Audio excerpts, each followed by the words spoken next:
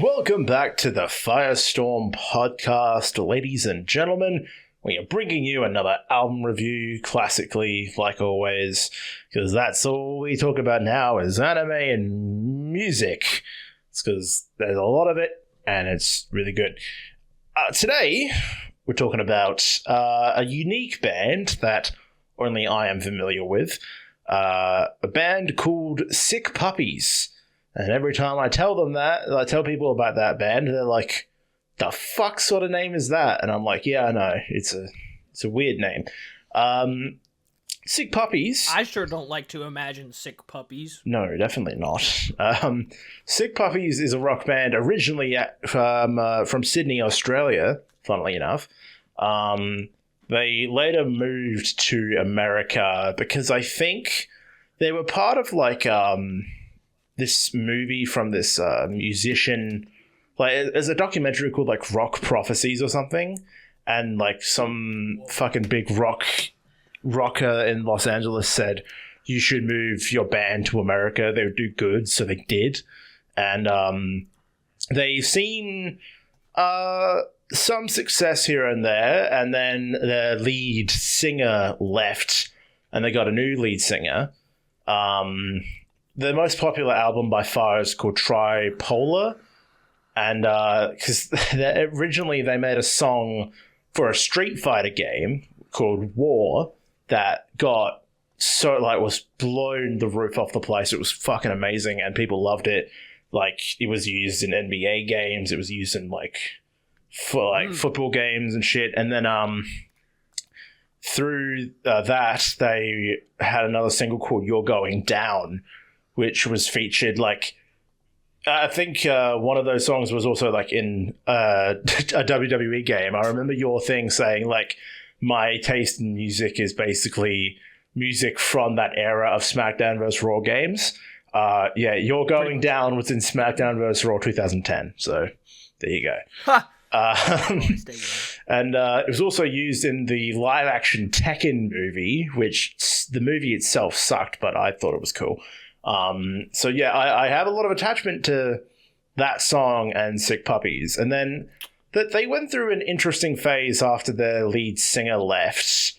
They released an album called Fury, which was pretty good, but like the main single from it, I think it's the main single, Walls You've Changed, uses their backup singer, who's a female singer, Emma Anzai. She was the lead singer just for that one song, and it was amazing. So I thought the rest of the album was going to be like that, but it wasn't. So, yeah, it's an interesting group, and they have recently gone about rebranding. Now everything is in all caps and has this red tinge to it, and they finally dropped a new album called Wave the Ball. And I'll be honest, because I haven't heard any of their stuff since 2016, I don't know how this is going to go. It's been 9 years since their last album. They've been gone for a while, so shit. Who knows how this is going to go? It's going in blind. Very blind. It's alt-rock. They have a male and female singer. They don't always use the female singer. And they're originally from Australia, not anymore. So their popularity was definitely early 2010s. That's when they sort of peaked. And a lot of stuff has happened since then. And, well, now they're here. I have no idea what to expect, to be honest. I am very curious to see what happens. Nice. All right, well, I'm totally open to any and all possibilities. Because I do know this. Usually bands who would choose to have an aesthetic that includes all, fully capitalizing their song titles wouldn't normally be my thing personally, but I do know some bands who do use that style who are very good. So I'm open to seeing what happens. I'm always curious about new music. Yes. Where I'll pick up inspiration from, after all.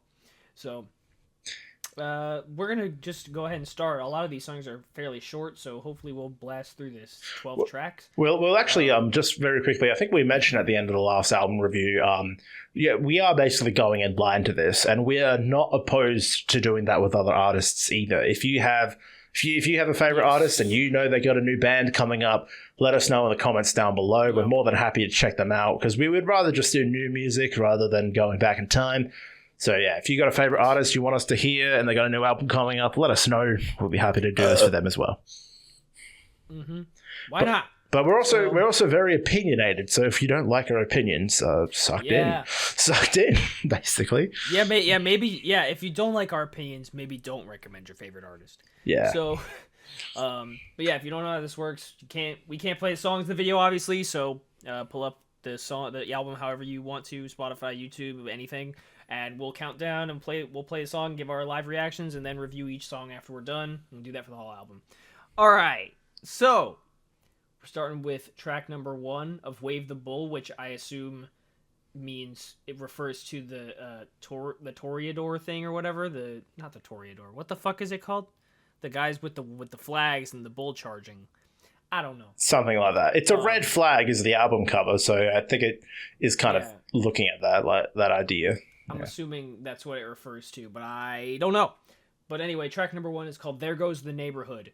So, and also it has naughty words in it. So if you're averse to that kind of thing, a lot of these songs have naughty words. So you should probably give up now while you're ahead. Yeah. If you're not averse to naughty... I didn't realize this was a thing. You can apparently watch the music video on Spotify, so I'm going to have that going at the same time. Why not? Hell yeah. I'm curious what it looks like. All right. So, we're going to start There Goes the Neighborhood in 3, 2, 1, go.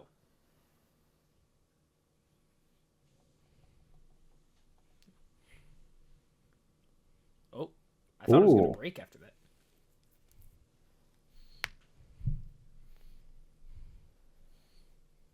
Ooh.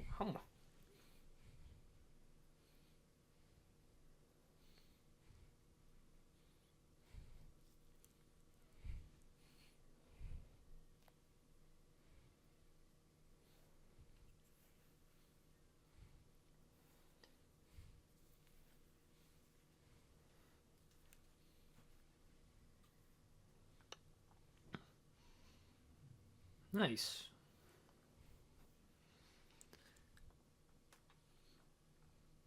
Not very solid screaming. I like that.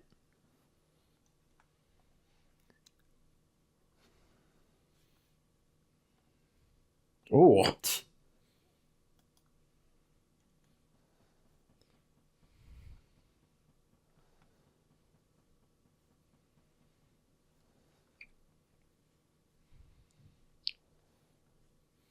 Very different style than what I expected.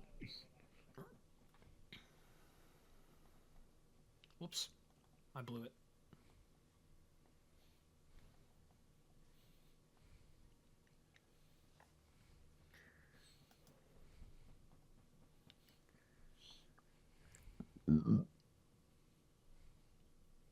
Oh, that makes more sense.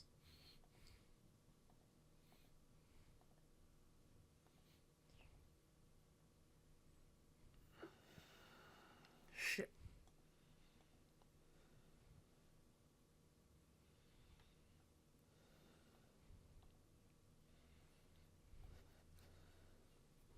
Whoa. I think we might have forgotten about the neighborhood, but that's okay.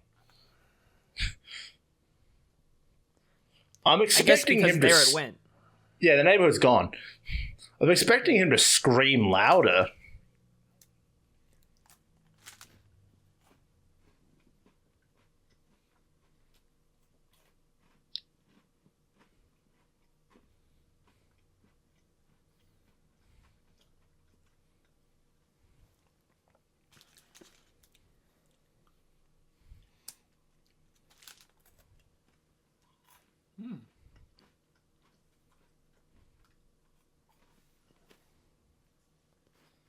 Damn, bro. Fuck. Chill. Buddy, chill. Jesus. Damn. That was... I should just tell that to all rock bands. Damn, chill out. Chill out, buddy. I mean, what are you trying to rock hard or something? Oh, no. Losers? Anyway. Well, that is a lot more alt rock than what I am used to from Sick Puppies, but that was still pretty cool. There was... Like, am I correct in saying, like, a lot of those instruments were, like, filtered? Is that the correct word for it? Because there was something about the guitar that was, like, distant about it. Like, it had a heap of effects over it. Like, is that... Yeah, it definitely had a lot of effects on it, but... fuck. I couldn't quite nail down what they were exactly, but... Yeah, no, that was definitely an intentional sound, because... I've heard other alternative metal or like kind of, I guess, I don't know what this subgenre would be exactly, but I've heard stuff of this style before. I could hear the bass, which I usually don't in rock songs, but the bass was like very intentionally like brought, like the high end of the bass was drawn out a little bit. Or a lot, so that you could hear it more. And the guitars, on the other hand, you're right. Distant is pretty much the right word. Like, they were more, I guess it depends on your definition of filter, because filter could be anything. It could just be any effects. But it would be, God, I don't know. It could be anything. I've never tried to do my guitars like that, so I have no idea how you would accomplish it. But it is good. It works for the sound, I think, because the vocals were also affected to high hell. And obviously that's not a bad thing in this case. That's a stylistic choice, of course. So I think it works really well. Like, one thing about that, like, I felt their sound immediately. Like, again, a big thing we criticized, I won't, just in case nobody knows, I won't say what, but a previous album we reviewed recently, we criticized heavily for not feeling like it had a lot of originality behind it, whereas I'm one track into this album and I immediately feel like I know what I'm gonna get from this band. Mm-hmm. Like, I know what message they're trying to deliver. I know, or what style they're trying to deliver, rather. Like, what they're trying to like make how they want their songs to sound. Like, I just get it. I feel like I'm already in the weeds. Like, I know what I'm gonna get from this band, which is impressive. I like in there because there's a uniqueness about their sound and the way they put everything together. I think it was very nicely done. Just very punky, very attitude. A lot of attitude. Really like it. Yeah. Did you end up listening to the one single, like You're Going Down? Did you end up listening to that when I sent it to you? I have not heard it. Okay. I'll tell you this much at least. The sound is still very similar, but because it has been such a long time since like that album and then Fury after that, the style has definitely ramped up a bit. There's a lot more of like the glitchy effects, like the cutting back and forth sounds that we heard a bit in there, and like a lot more of the filtered vocals. That's a lot more prevalent here, but it's still quite similar to what like mid 2000s, like 2010s Sick Puppies was, because I've listened to their first album, which they released in 2001. That was their first album. And if you listen to that, it's very of their era. It's like very punky, like classic punk. That's the sort of style from that. 2010s, they had a bit more of like the proper alt rock that everyone loved at the time. And now this album in the 2020s has a bit more effects thrown in there. But it still sounds like Sick Puppies. So they have definitely evolved with the times. And I can appreciate that. Yeah. Like, you listen to their discography, like, listen to Welcome to the Real World. That's the one from 2001. And, like, you hear Rock Kids and Duck Bite, and you think, oh, fuck, this is so early 2000s. Like, Right. it fits. So yeah, I'm impressed that they're still making like intense heavy rock music that keeps up with the times. It's very good. Yeah, definitely. All right, so moving on. I guess this is another single. We haven't heard the singles, but track number 2 is called "Friends Like You," and we're gonna play it in 3, 2, 1, go. I'm trying to think of another band I've heard that sounds like this. I think Dragged Under might be the closest I can think of.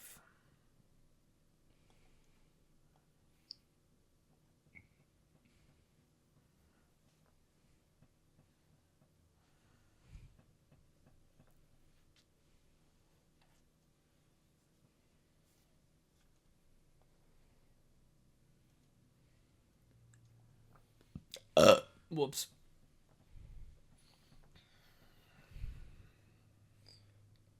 This sounds a bit more old fashioned, but I like it.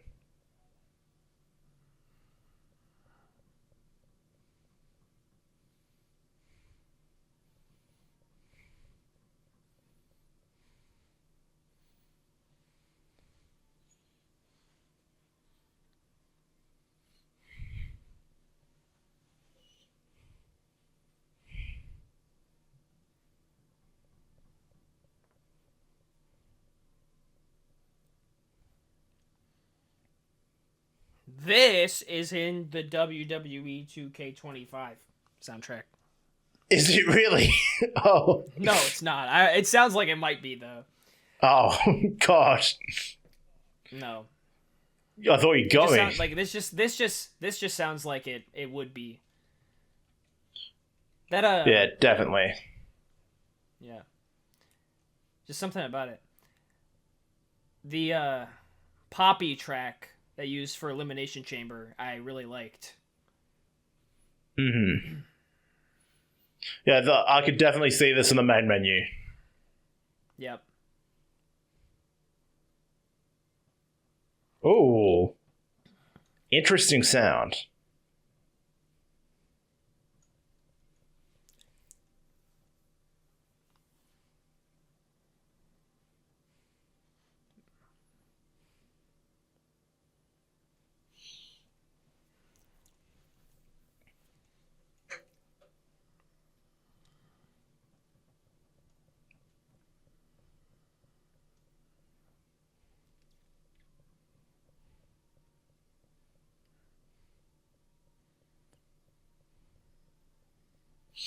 I don't really know if this singer can really go that high. Like he's tried a few times, and I don't know if it works for him.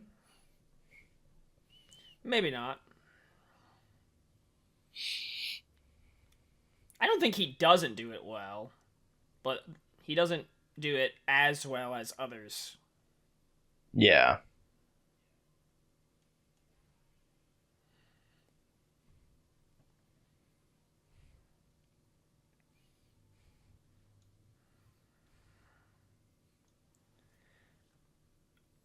I'll be the first to admit regarding that singing stuff, that style is incredibly hard to get right. Just because he's doing sort of a falsetto mixed voice, like not like a falsetto leaning mixed voice, where which is what a lot of like basically pretty much everyone who every dude who sings in that register does. Your Kellen Quinns, your whoever else. Anyone who sings in that kind of register, that way high register, will do a sort of falsetto leaning mixed voice, but sometimes it is about like practicing it and getting really good at it to kind of bring out the volume and the what's the right word, the fullness, the sort of like the fullness of that tone, because sometimes it'll come off really thin, and mine comes off when I try to do that, it comes off extremely thin, which is why I don't really use it. So like, because I haven't gotten it down at all, and I've been practicing, but it hasn't really yielded much progress. This guy does it a lot better than me, but yeah, compared to like other vocalists of of this style of music. His tone is more thin for sure, because it doesn't sound like he's struggling to hit the high notes. But that's because he's leaning into his falsetto.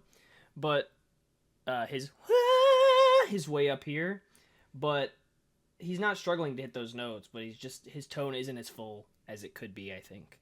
Mm-hmm. So you might be right, but I think for this style of music, I think it does work, especially because his voice is affected to high hell. So Yeah. I think he can pass it off. No, definitely. Yeah, that was a good track, very catchy. Yeah, that's the thing. Even though they're really short tracks, and so far, first two songs, they're short tracks with repeating choruses. They're very catchy. Like, I think they have a bit of pop elements in there, and I can appreciate that. Makes it catchy. Yeah. Also, just wanted to add Emma Anzai, who we've heard very briefly in both songs near the end. Not only is she the only original band member left in Sick Puppies, in 2022 she also joined Evanescence as their bassist full time. So wow. She is getting around. She's in Evanescence and in Sick Puppies. That's awesome. I think the lead singer was like, "I've had it. Let's add another girl to the band." Yeah, exactly. Fucking don't blame him at all. Like her at all. It's just like, yeah, let's get a bit more variety. And she's got the voice for it. Like, I've heard Emma sing by herself, and it's phenomenal. So, honestly, fair enough. But yeah, cool song, catchy, like you said. I'm curious if that's going to be the tone for here, because that it's similarly toned for the other albums, where like it's classic rock band album of like 90% sounds somewhat similar. You got a few outliers, and then in that 10% there's like a song that sounds like it should be a B-side track. So I'm waiting for one of those to show up, but yeah, I like the style. Yeah, that was nice. I dig it. Okay, track number 3 is called Creature, and we're gonna play it in 3, 2, 1, go.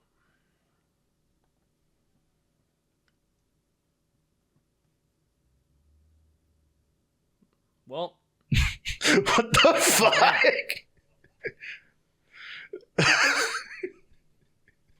That was kind of funny.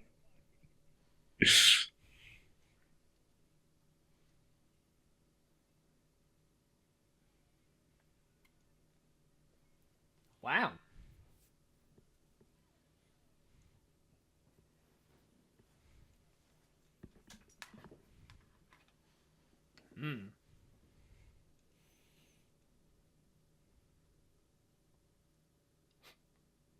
Should have just stopped after "oh my god."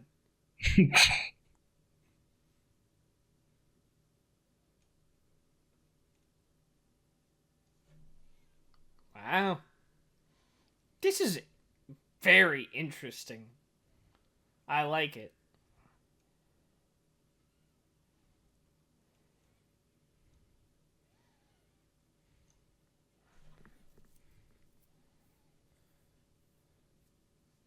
Well, maybe like's a strong word. I appreciate it.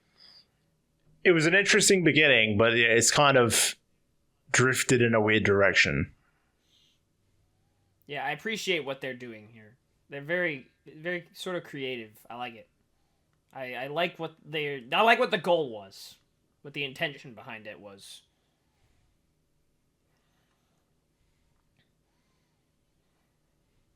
Very technically savvy as well.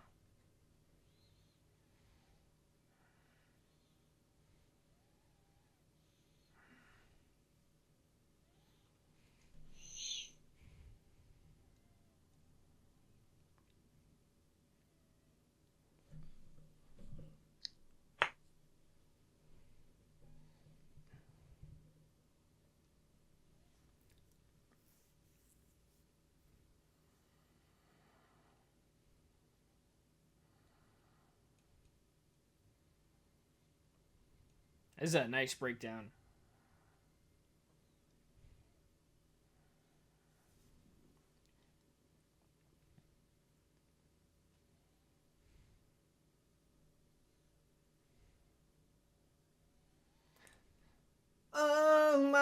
My God.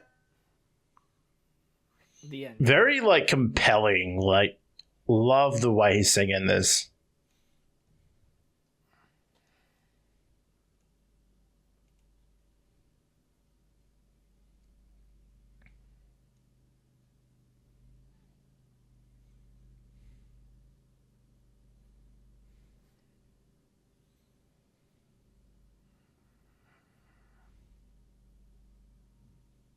Oof.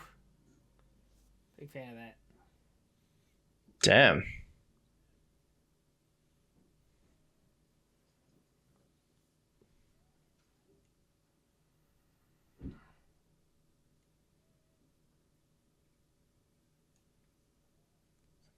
Oh, an outro. Okay.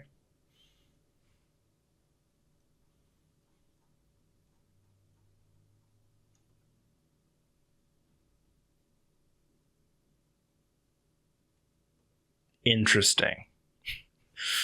That was weird. Wow. Wow. Wow. Wow. Fuck. That was just hitting like in 7 different ways. That was really strange.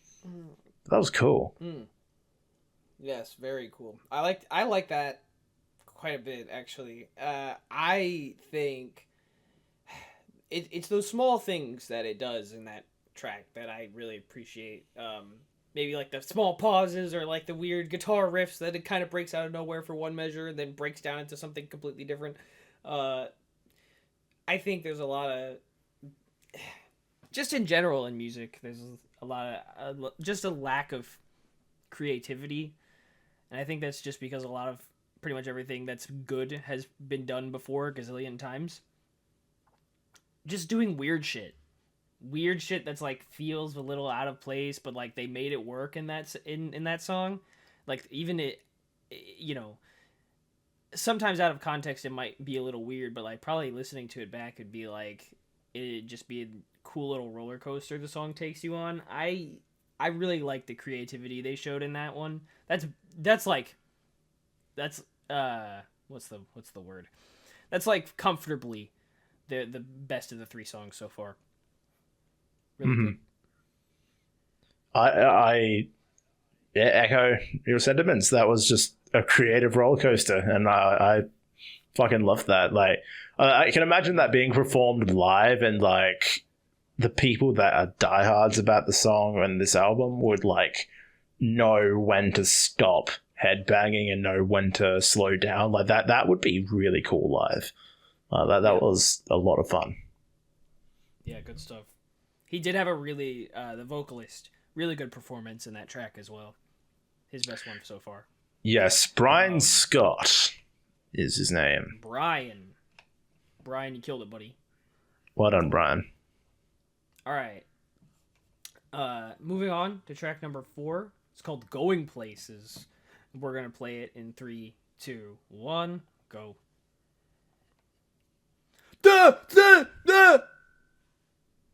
What the fuck was that? That was me. That's me after I come home from the bar.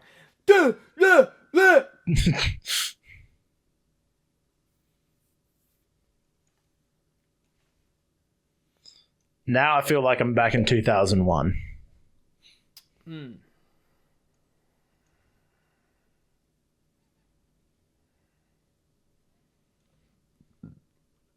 Really?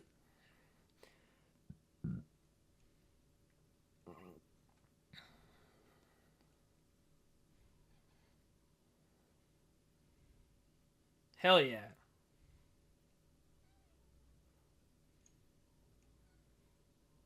This sounds straight out of their first album. I'm not even gonna lie. Nice. That's awesome.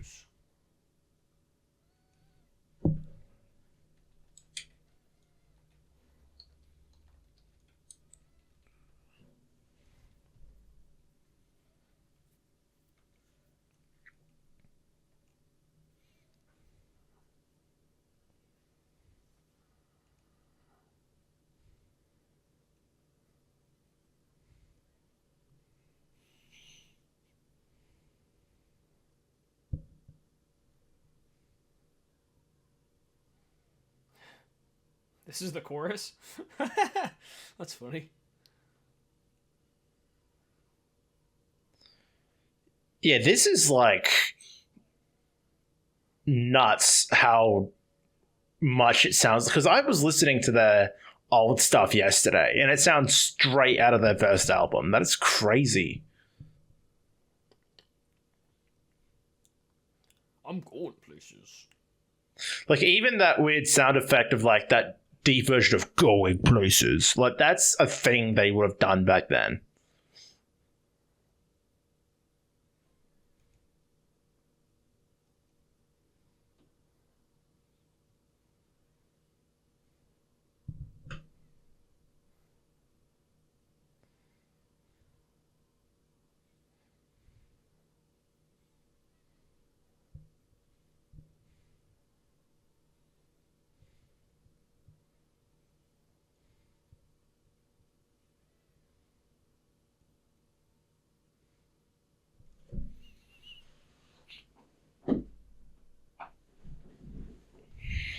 Good thing they did that. One more repeat of that and I would have been sick of it. They actually caught me right under the threshold of me not getting sick of it. Incredible. They could have just like not being repetitive enough. They've done well. Yep. Yeah. Exactly. That was sick. Good shit. Nice. Yeah. That was sounds like not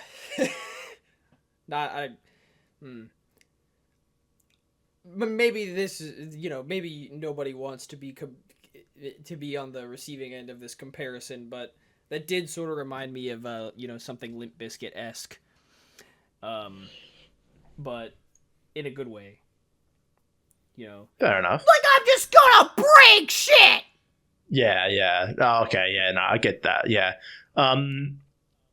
Yeah, like, would you say you like the early 2000s pop punk? Like, I know you like some pop punk stuff, but like with that kind of tone, one of my favorite subgenres. Yeah. So how would that song like rate with that idea to you? It doesn't fall into the pop punk I usually listen to personally. I'm more of a State Champs guy, but they're more like it's more modern pop punk. State Champs with what they do. But I mean that was fun. I really enjoyed it. Like I don't know how much I would come back to it personally, but it is because I did find it more repetitive than the previous tracks. But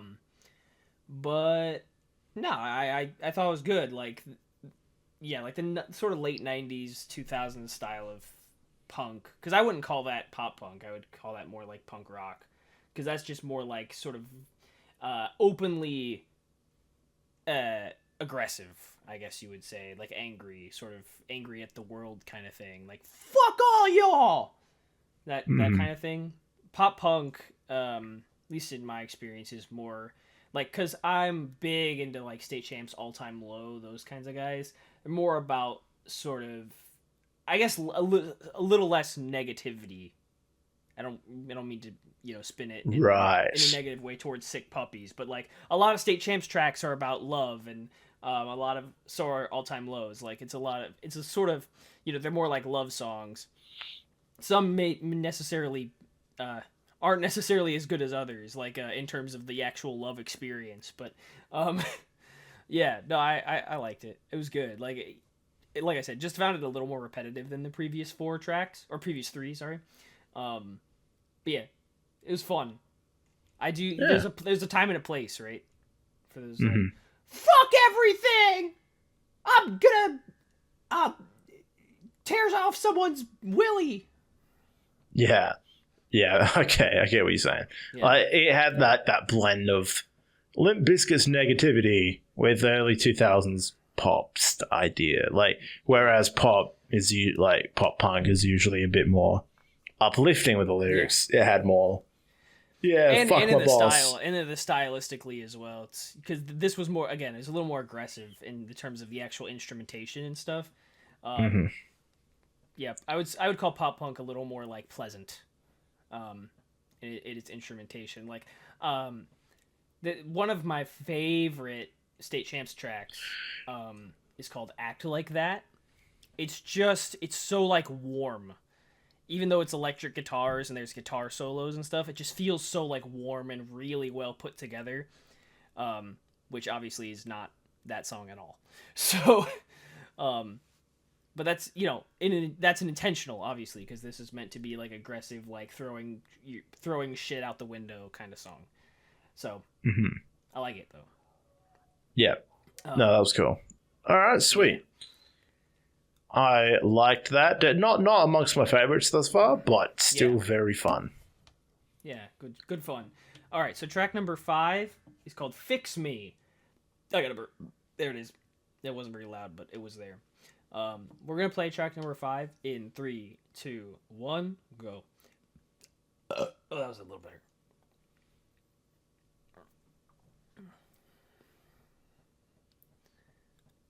Oh.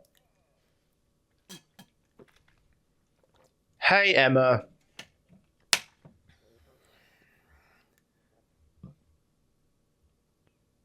They really are trying out every genre. I like it.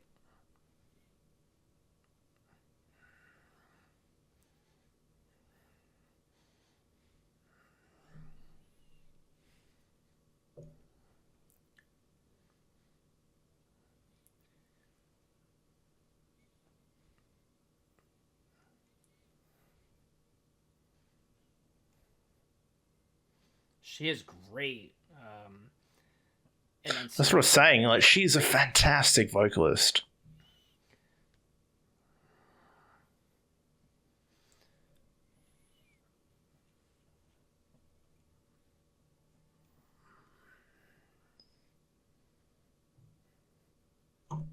Oof. Cool.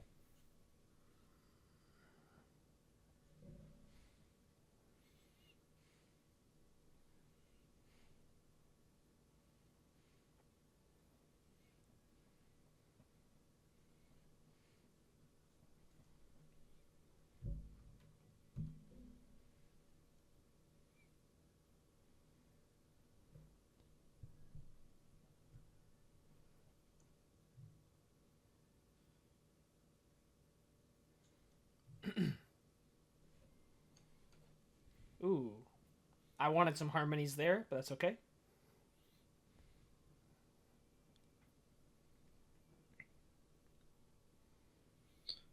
There we go. There you go.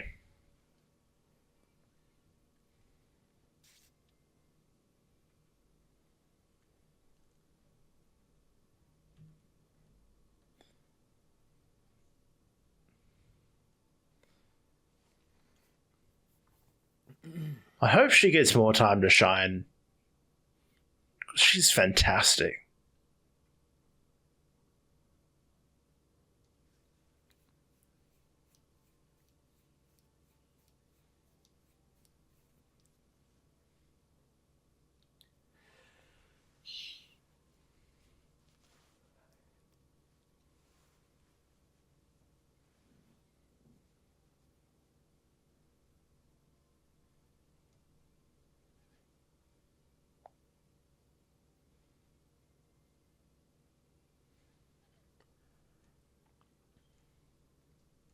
Nice.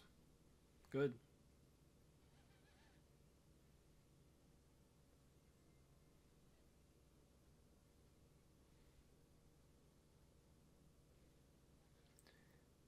Fellas, you can't fix her. Get over it. You can't, but I will listen to that song again and again. That was good.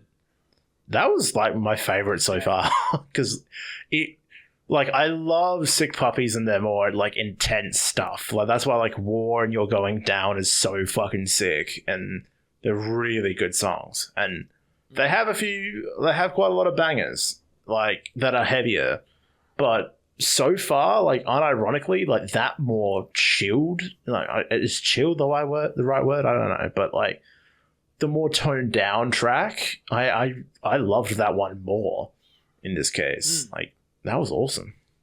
Yeah, great track. Really simple. I Mm-hmm. will always be on the side of simplicity in music. Like I think overcomplicating it can backfire in a big way. Um, at least for me personally, I think like it'll sometimes just make everything incohesive and hard to follow. Um, and that is even more like I wouldn't necessarily call any of these previous songs complex or anything, but leading even more into the simplicity of that, like the composition of that track, just really works. Especially for like I think what's her name, Emma. She has Emma. a very gentle voice, but also her enunciation. Like what I've learned, one here's a little nugget of wisdom from yours truly. One thing that I have learned over the course of my music making career, I think what the primary thing that makes a rock singer good is not necessarily the tone of their voice, but it's actually the enunciation. I think what distinguishes rock singers from a lot of other genres is that they really heavily enunciate their words. And Emma in this song, you can tell she has that.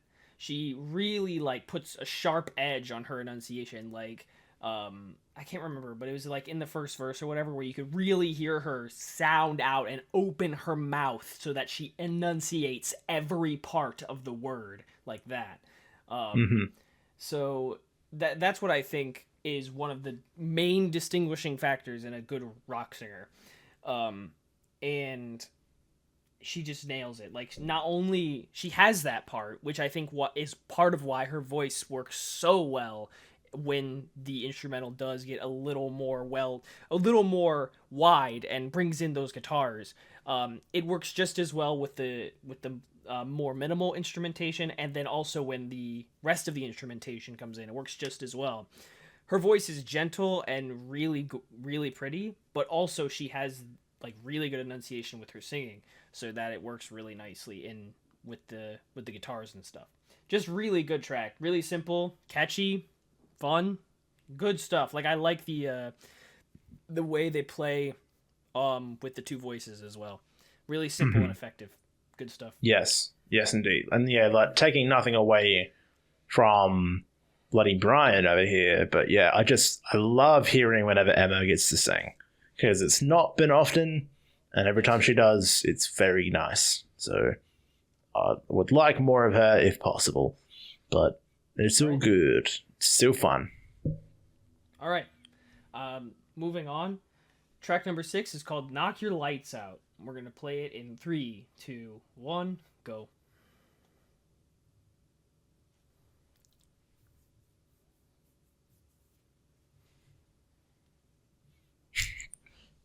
Cool.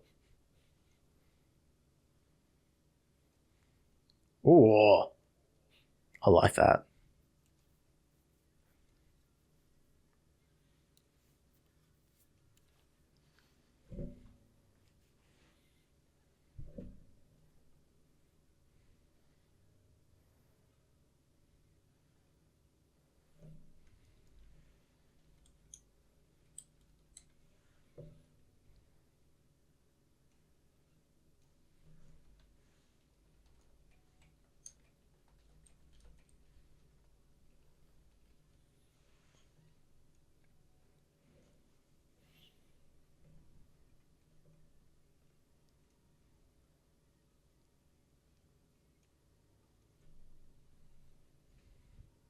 Ooh, nice.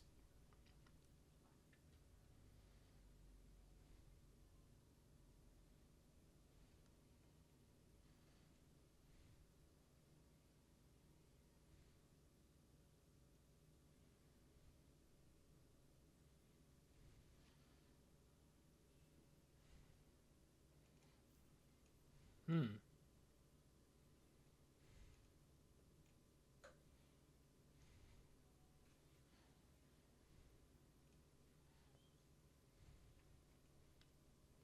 This is right. This is the range this man needs to sit at. He sounds good Yeah, here. no, this suits him 100%.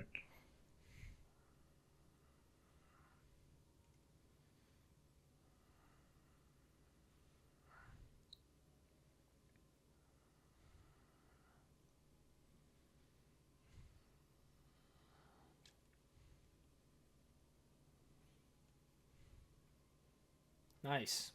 Sharp 3 there.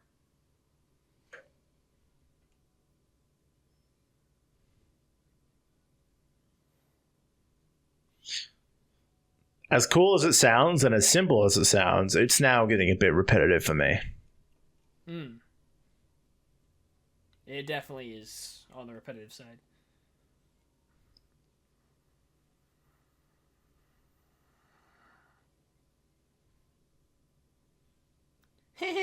Chick chick boom.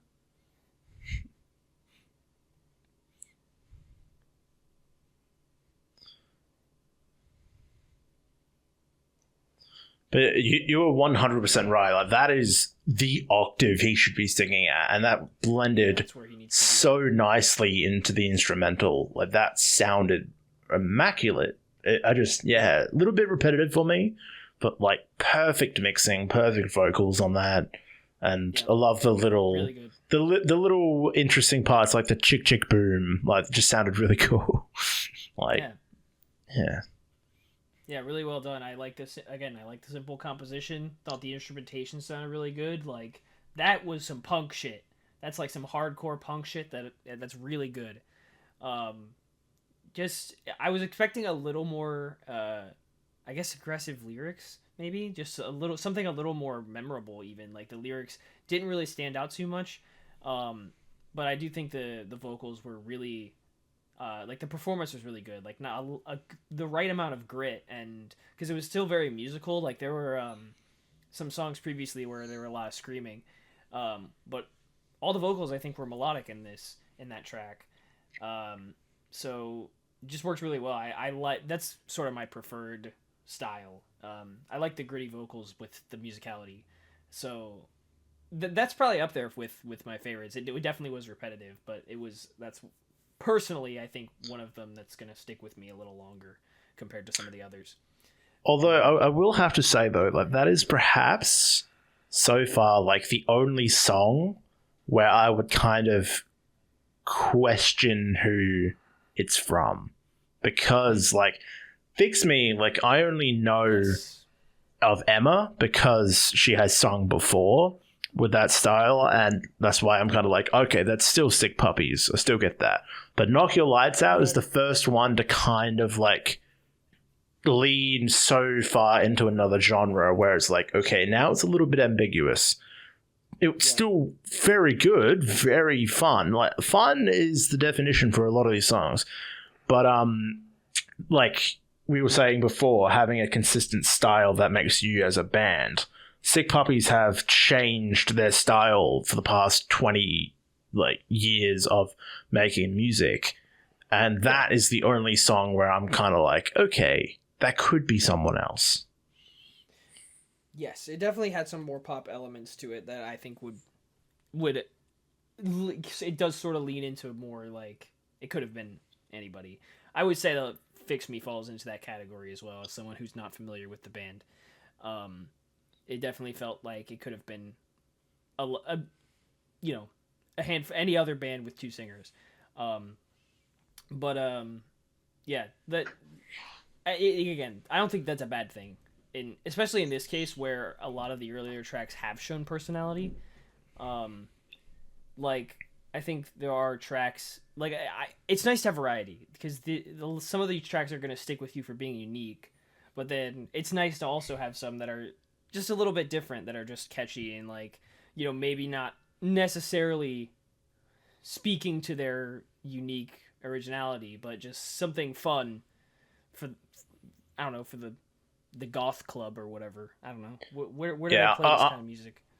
Not sure, but, like, unlike one of our previous reviews where every song sounded different, I feel like I was saying before, this feels like it's going to have the setup of 90% consistent and then the 10% B-side tracks. I think Fix Me and Knock Your Lights Out are the B-side tracks. I feel like the rest of these are going to go back into that previous category of, oh yeah, that's Sick Puppies. That's my guess. Let's see if I'm right. I'm curious. All right. Well, track number 7 is called Find a Way, and it's the first of the 1/3 of the album that doesn't have naughty words in it. So, kids, you're welcome back to the show. Welcome back. Anyway, Have a listen. we're playing track number 7. Yeah, we're playing track number 7 in 3, 2, 1, go.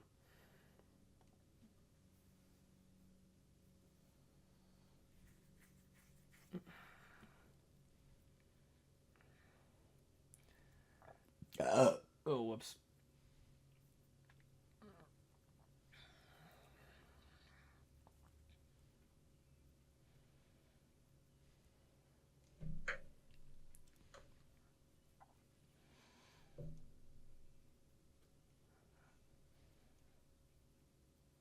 Nope, this is Post Malone.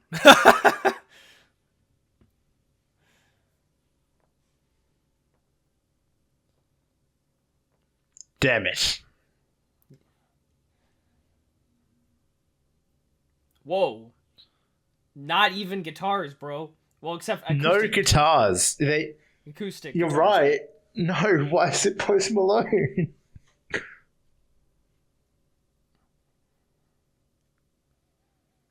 Oh. Emma.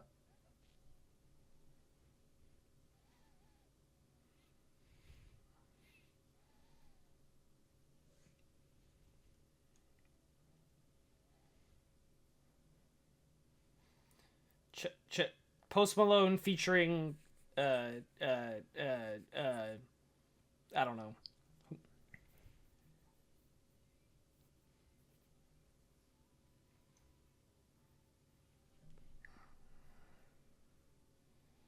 I like that piano. That sounds really nice.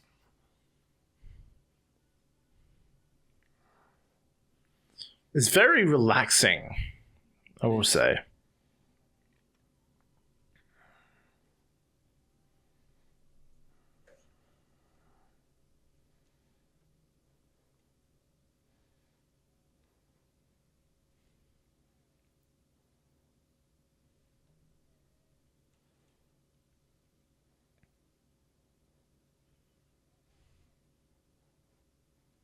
Very interesting with the harmonies.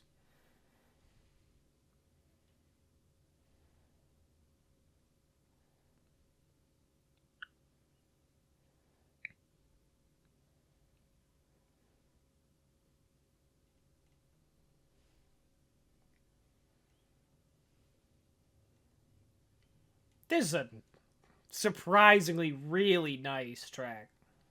Yeah, it's wonderful. It's just I was not prepared for it at all. That was really nice. Again, that is that could have been anybody, but that was a good track. I know. So that's the thing. Like, Knock Your Lights Out. Like, I expected that to be like, okay, that it's different. I can see Sick Puppies doing that. It's different though, and like Fix Me, yeah, I can see that. But that was just okay. No, who is this? Who are these people? I don't know who they are. But it was wonderful. That was just a really lovely track. Damn, I feel kind of hypocritical, like. Because that wasn't Sick Puppies, but that was still really, really cool, and I really liked it. I guess that's not a bit critical. That is what I felt like before. But, yeah, shit. Yeah, that was Post Malone. Thank you for your influence, I guess. Yeah. Thanks, Posty. No notes. Good track. Literally, like,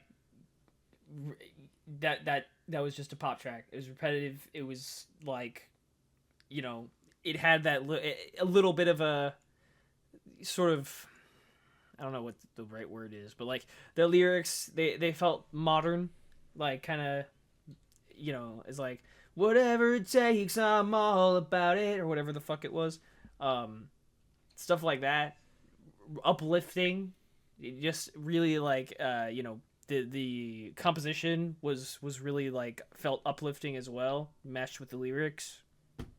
No notes, good stuff. Mm-hmm. All right. Moving on. Track number 8 is called "Feel Again." Kids, go fuck off. I'm sorry. Go play in your room. Playing in 3, 2, 1, go. Ooh. Hello, sick puppies.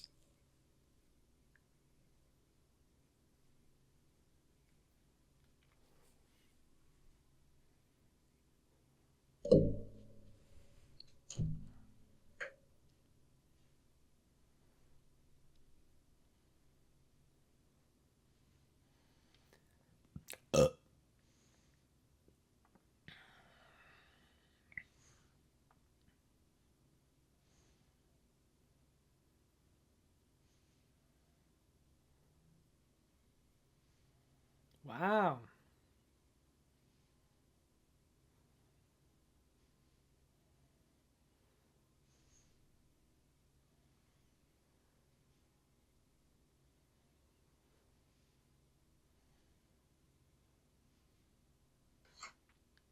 I would not have mixed the harmony like that, but okay.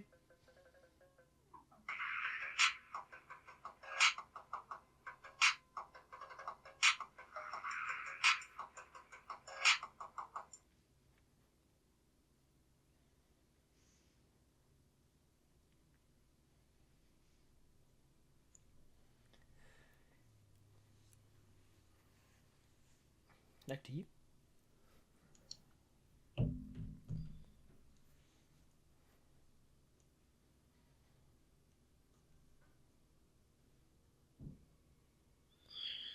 See, this is I'm not vibing this so far.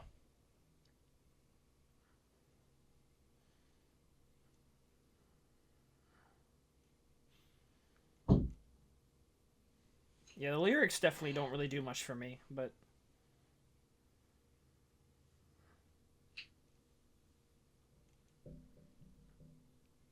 if that was a problem, I wouldn't like 80% of rock music. Hmm.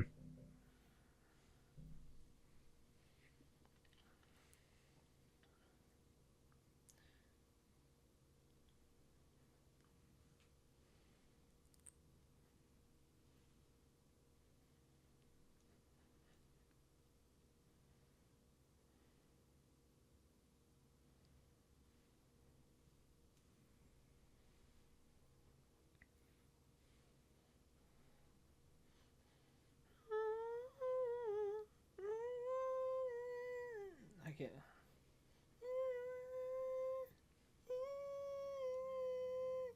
Whoa. I appreciate that. That was nice.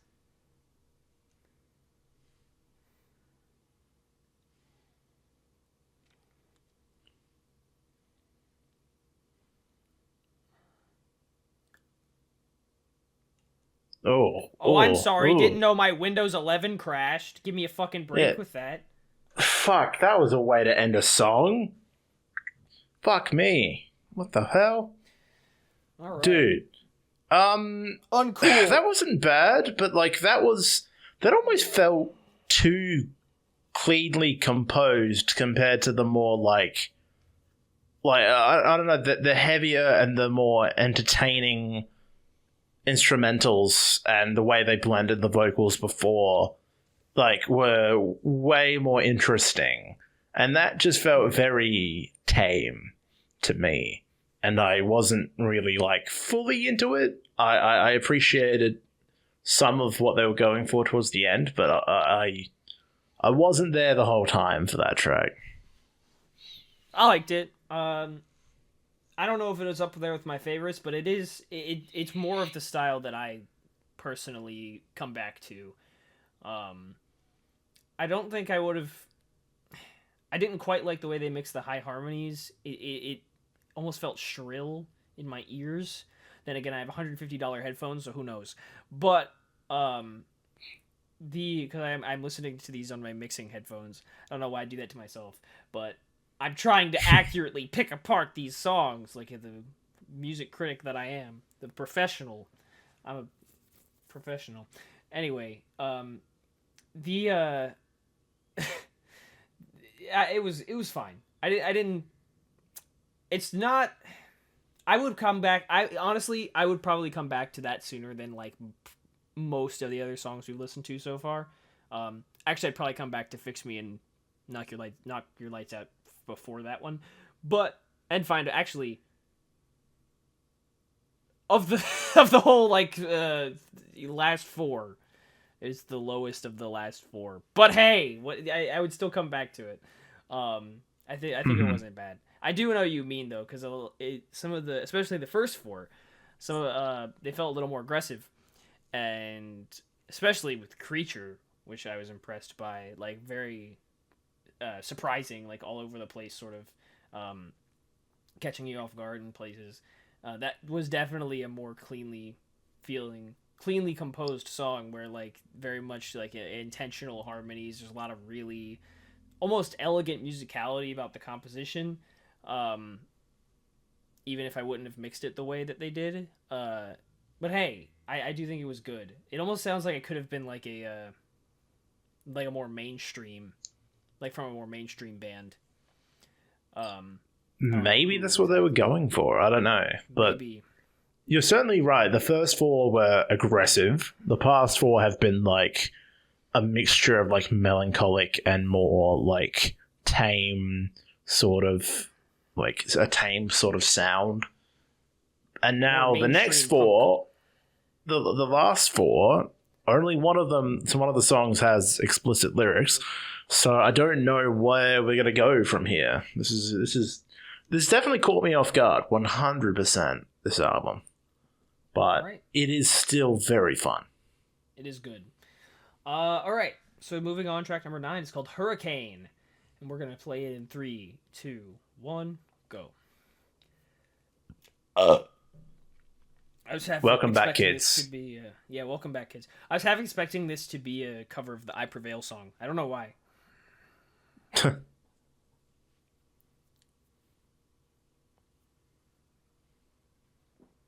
Well. Okay, this is a bit more of what I expected. Okay, hold on. We might be coming back. This riff is sick. Yeah, this is cool. Oof.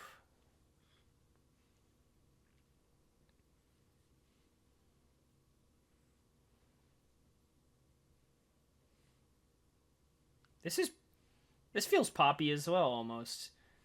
It does feel like it almost does feel "I Prevail"-esque, sort of, in a way. Maybe not "I Prevail." Who am I thinking of?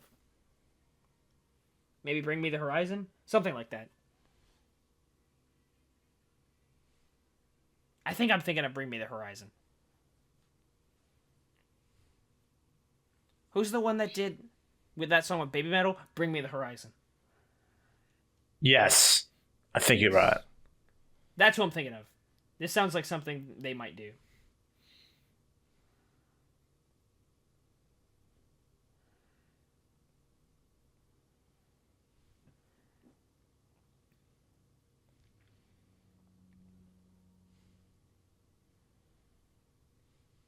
Repeating lyrics. Very poppy. I like it.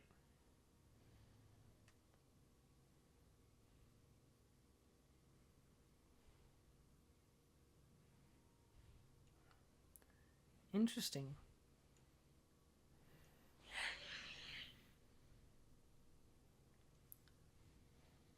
Ooh.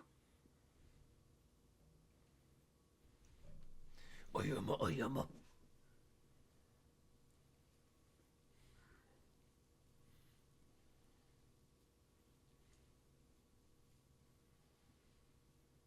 Damn. Bro, you need a throat lozenge? Fuck, I do. Christ.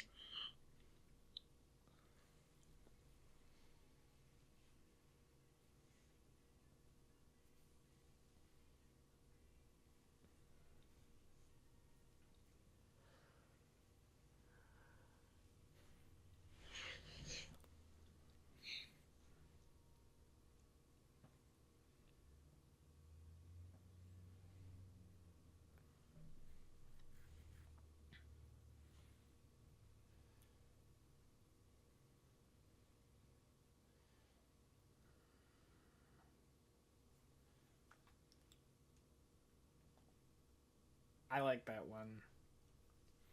I like it too. That was good. But again, we're still like, maybe it is because it's been 9 years, but it doesn't feel like the Sick Puppies I'm used to. So it's still very good, but like I felt like the first 4 songs set me up for expectations for the rest of the album, and it's just been so far different from that. Still really good, but there isn't much consistency. Yeah.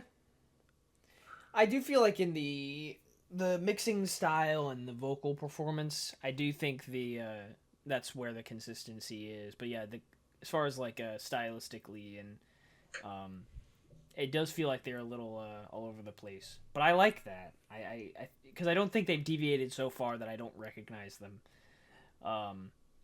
So like that they've not deviated so far where I'm like, what the fuck are you guys doing?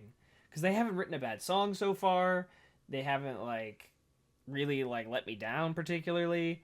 It's been good so far. I like I'm so partial to the catchy stuff. That is a good one. Yeah.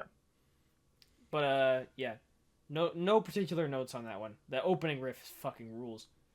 All right. Yeah, literally the one thing that has been consistent though is it's all bar from like Find a Way. All of the songs have been like fun. Like I want to headbang, and I want to like play it in the car and sing along. Like they've all been very like entertaining like that. So I can definitely give them props for that. Yep. All right. Next up is track number 10 called Dead and Buried with an ampersand. Shockingly tied for the longest track of the album with Creature at a staggering 3 minutes and 47 seconds. Incredible. Puts Tremonti to shame. And yep. And we're going to play track number 10 in 3, 2, 1, go.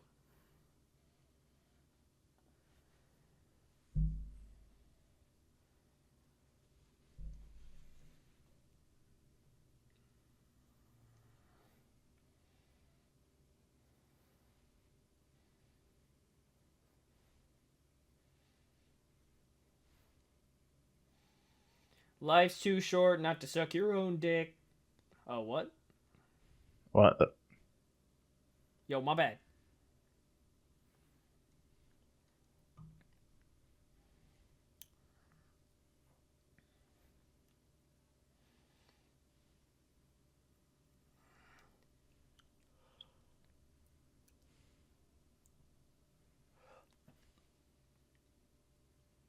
That snare sounds good.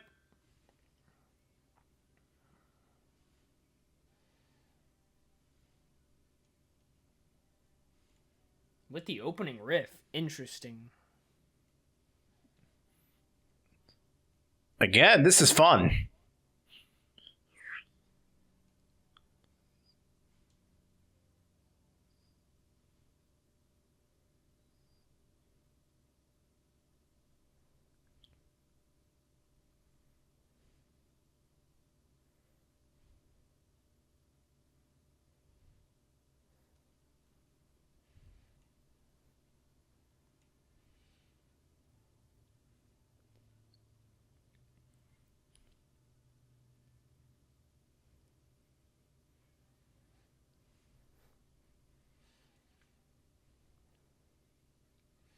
That sharp 3 is nice, though.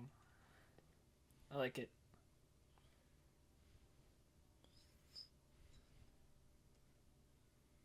Love the harmony.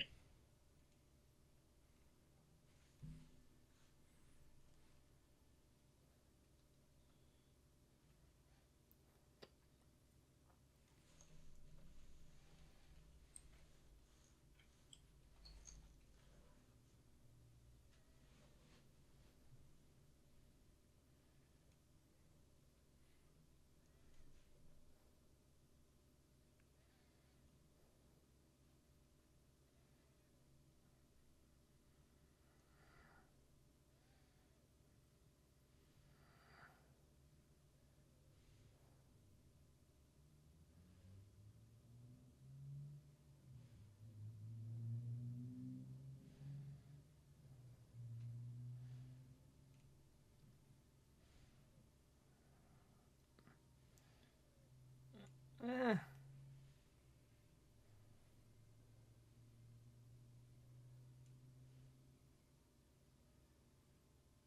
Well.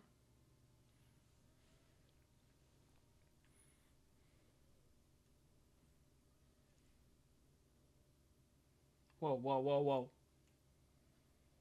Okay. It's like, hold on, we're not done yet.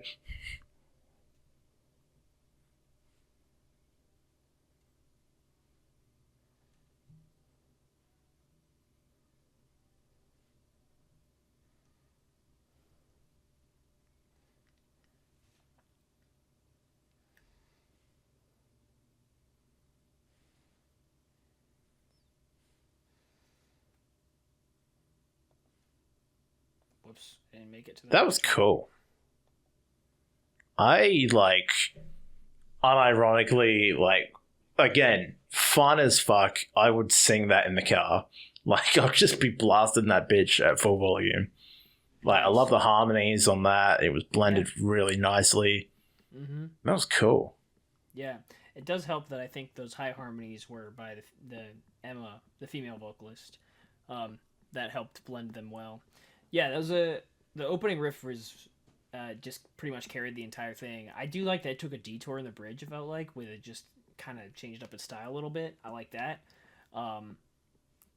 Although of all of the life is short type of songs with that genre of lyrics, the lyrics didn't do anything for me, but it was a cool track, so I can't fault it for that. Like, again, you're not let down by that at all. Like, it felt good in the context of the album. Felt not out of place at all. Not one of my favorites by any means, but good track still, for sure. All right, moving on. Track number 11 is called "Fuck 'Em All." I don't know if Hey, kids, go to bed. Sit down, shut up, go to bed. Fuck them kids. All right. We're playing track number 11 in 3, 2, 1, go.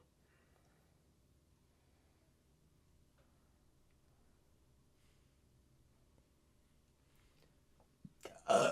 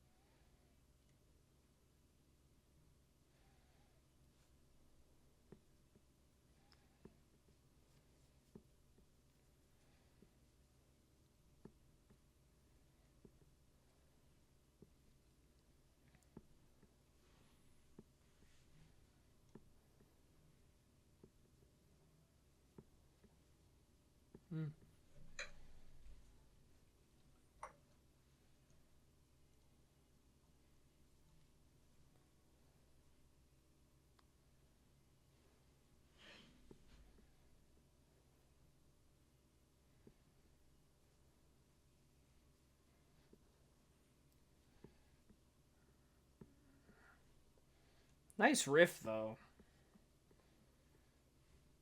Cool. I do like the guitar riff. Lyrics are good, too.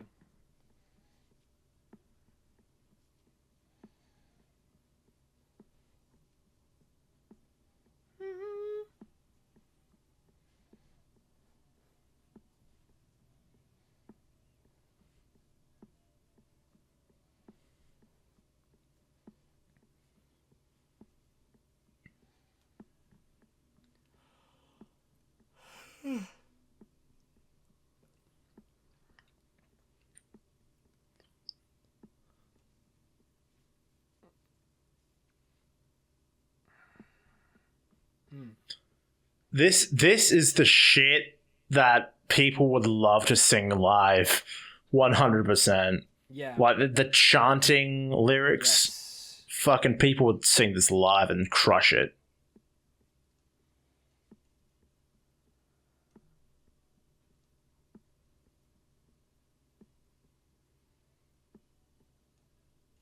Ooh.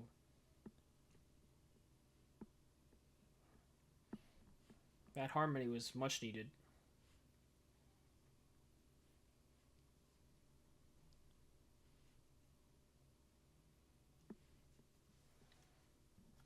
Nice. Fair enough. Cool.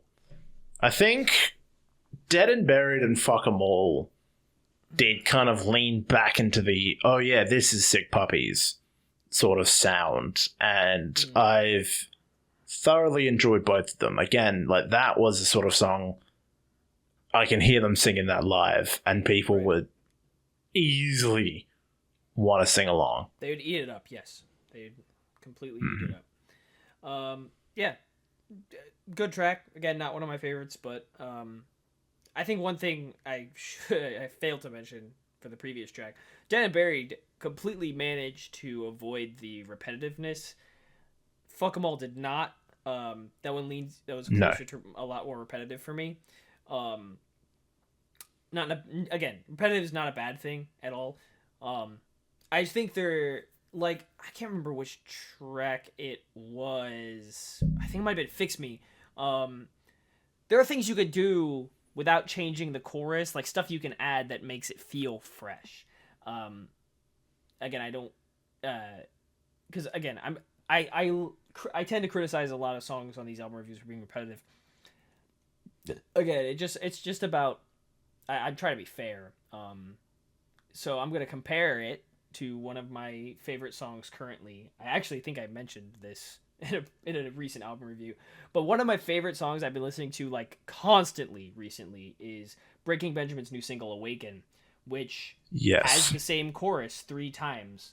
But one thing it does is that it differentiates. There's things different about each of the 3 choruses. So in the first chorus of Awaken, it's half. It's like the first half.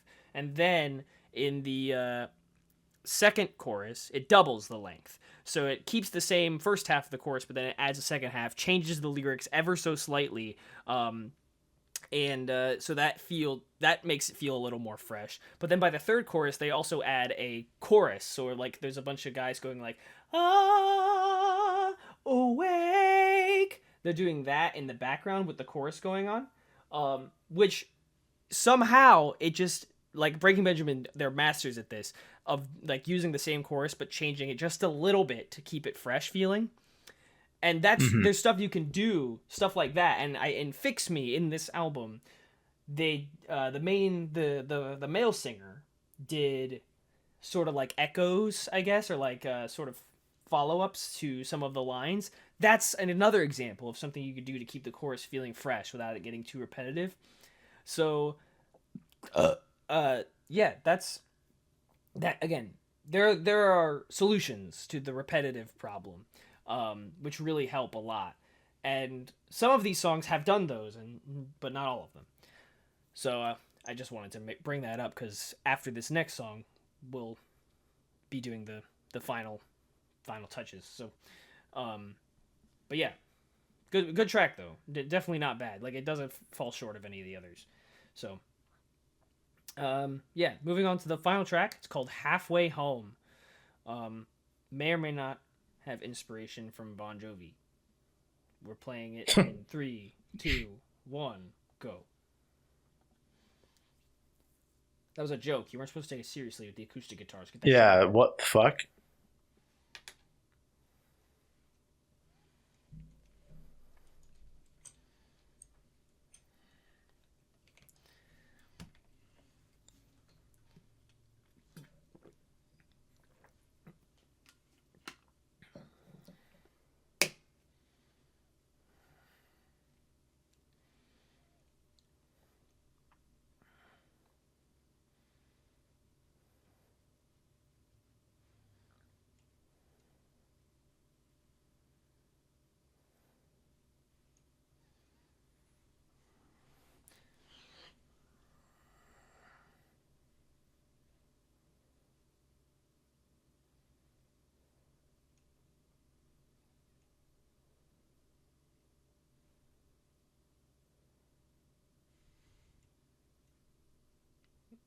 Okay.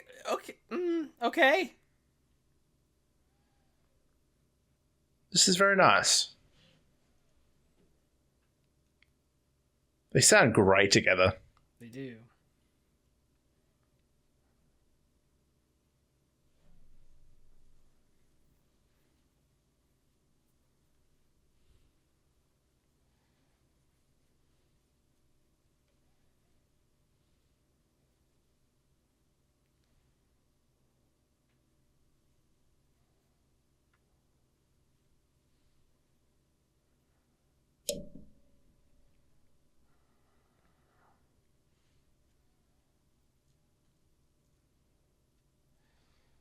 Really technically savvy guitar work.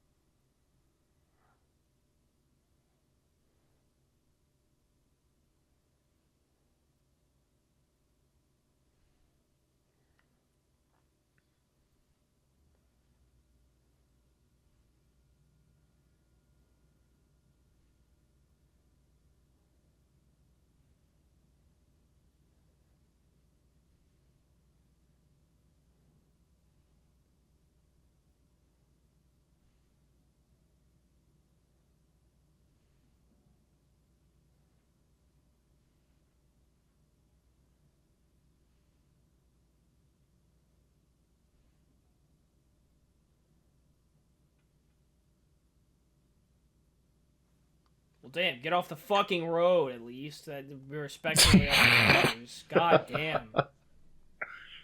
Wow, that was... I didn't expect that at all. That was really pretty. like very nearly like, all right, who the fuck am I listening to? I know like, that. Is this yeah, the same album? That was very clear. If that wasn't really pretty, I might not have forgiven them. Yeah, it was a good track. That could have could have definitely been someone else. Okay, no, and you know what? Because a good portion of that song had that consistent drum building, I hadn't realized that 3 minutes had passed. I was like, that could have easily been like a 5-minute song with extra parts in there, but they're not Tremonti. They were like, no, nope, I'm gonna keep this short. Very pretty, but again, like, I felt like Dead and Buried, Fuck 'Em All, and the first 4 songs were really like, okay, this is Sick Puppie's style. And then, like, Fix Me to Hurricane, and then this song, the other 6 were like, and now for something completely different. Which, if you're a Sick Puppies fan, that is a thing they say in one of their older songs.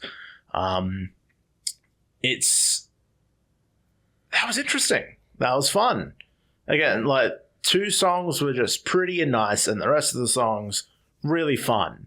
I am a little bit upset, and again feel hypocritical about the fact that we've spoken about how an artist doesn't feel like they have a style, and it feels like after 20 years, Sick Puppies, they do have a style, but they have evolved with the times. Like, similar to Skillet, they evolve with the times and allow their style to be influenced. But for this album, I definitely feel like, because it's been 9 years, they were like, we're going to try a bit of everything. Like, it's a new era, clearly, for them. Like, they've had to deal with a new artist, and the bassist is with Evanescence, and they've, like, I think they're independent, maybe? I'm not sure. Like, a lot of things have changed for them. So they were like, okay, we're going to do a bit of what's iconic, and we're going to do a bit of different stuff as well. See what the vibe is like.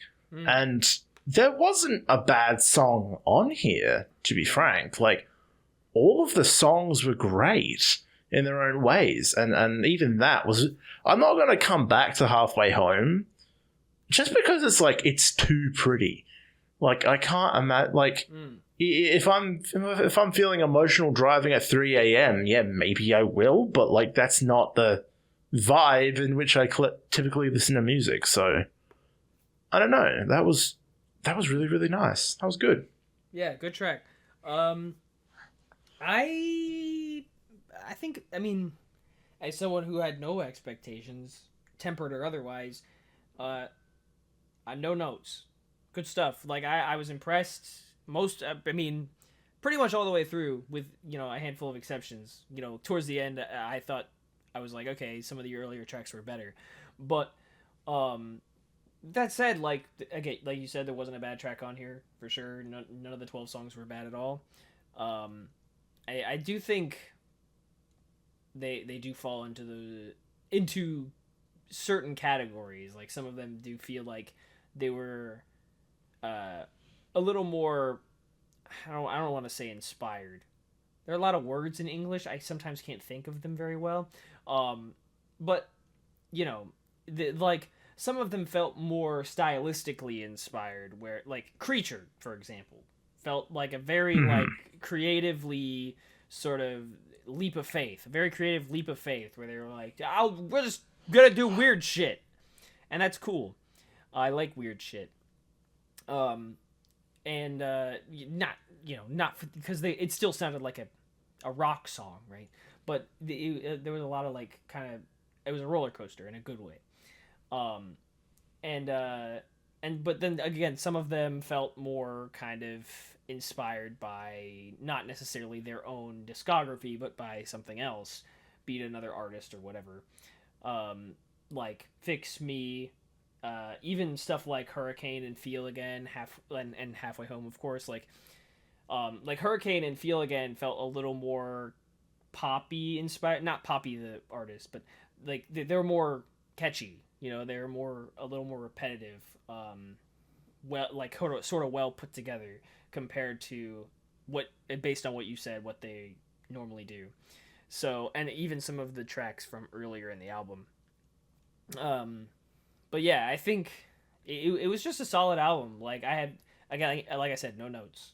Like I don't have anything necessarily to note about the about. Part of it's because I didn't know what I was gonna get, but yeah, nothing particularly I think they should work on or anything. Like I'm not gonna tell them what to do. I'm not their fucking dad, but no, I enjoyed that pretty much the whole way through. Just really solid stuff. And again, like I said, I think that first track really leaves an impression. Like, kind of, it set my expectations for the rest of the album.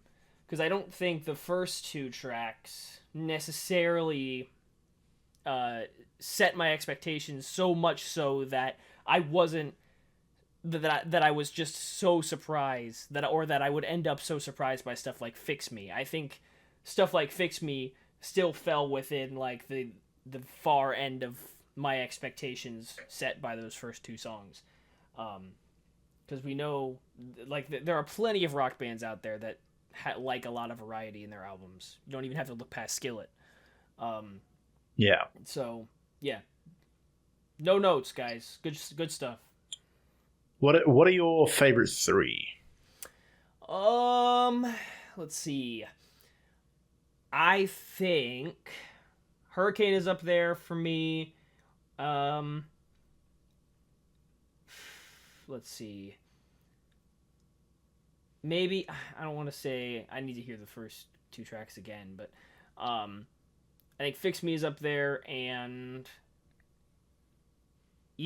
probably either Knock Your Lights Out or Find a Way, one of those two. Definitely feel Hurricane and Fix Me. Feel Again was good as well, but not as good. Yeah, no, that's fair.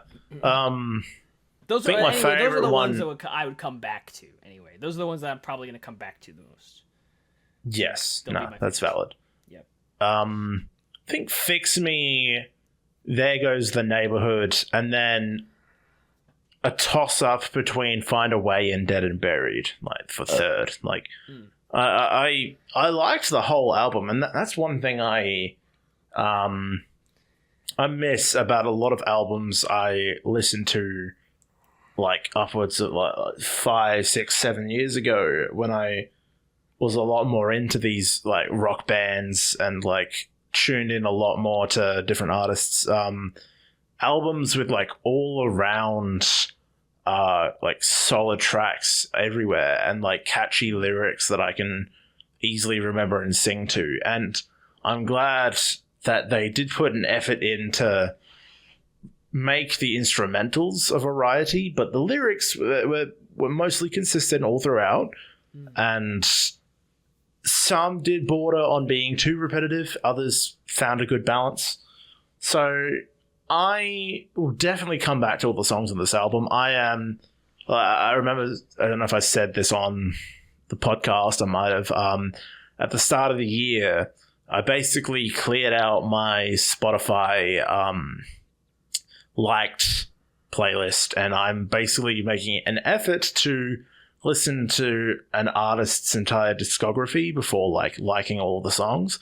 And coming up to this album, I was like, oh, I better do all of Sick Puppies again. And so I listened back to all of them.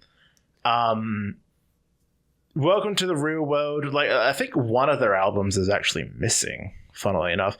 Welcome to the Real World and Tripolar are amazing. Connect from 2014 is a bit meh. And then 2016, I think that's when the new artist, the new guy, singer came in, has a couple bangers on there, like Black and Blue, Just the Beginning, Walls You Changed. Definitely recommend that album to all of you as well. But this one, after such a good chunk of time, it met expectations, and then it just also went in a different direction. I did not expect that big middle section to be that different. Where I expected 2 B-side songs, I got about 6, which is fucking nuts. But yeah, no, I'm glad they're still on it. I'm glad they're still making music. I've loved these guys for a long time. And new singer, although he's not that new anymore, he's been there for a bit. But yeah, the singer and Emma as well, they're all doing good shit. They're doing good work. I think, though, since they properly moved to America years ago, they haven't really toured Australia in a long time. I don't think they tour much at all, to be frank. But yeah, I wish they would come back, because I'd love to see them live. But yeah, Sick Puppies, good shit, guys. Love your work. Yeah, good stuff. All right. Well, thanks everyone for tuning in with us. Let us know what you thought of the album if you listened along in the comments or whatever. And we mentioned earlier, if you want to leave a suggestion for an artist or band or whoever with an upcoming album, who we should listen to that upcoming album, whatever, you get it. If leave that in the comments as well. If for some reason you happen to know of a band or artist. And yeah, I think this is going up before the last episode we recorded, right? I'll be putting this up practically the day after we record it. Okay. I'll be putting it up practically tomorrow, and then we'll have episode 90 go up Wednesday. I don't know if we have any more out. I don't think we have any more immediate album reviews. I can't remember. Any more album reviews coming down? Not off the top of my head. I don't believe we do. I think we crossed off everything so far. And I guess until Breaking Benjamin announces their new album. Pretty much. We're good. Yeah, there's a few artists we're keeping our eyes on. I'm keeping my eye on Breaking Benjamin, Gemini Syndrome, Starset, and I'm waiting for them and any of them to make an announcement any day now. If there's anything else you guys can think of, give me give us a shout. Let us know. Mm-hmm. Absolutely. Yep. And yeah, listen to Sick Puppies as well. Check out if you've only listened to this album, haven't heard the other stuff, listen to their old stuff. That's very good. All right. Then we'll see you all with some more stuff pretty soon.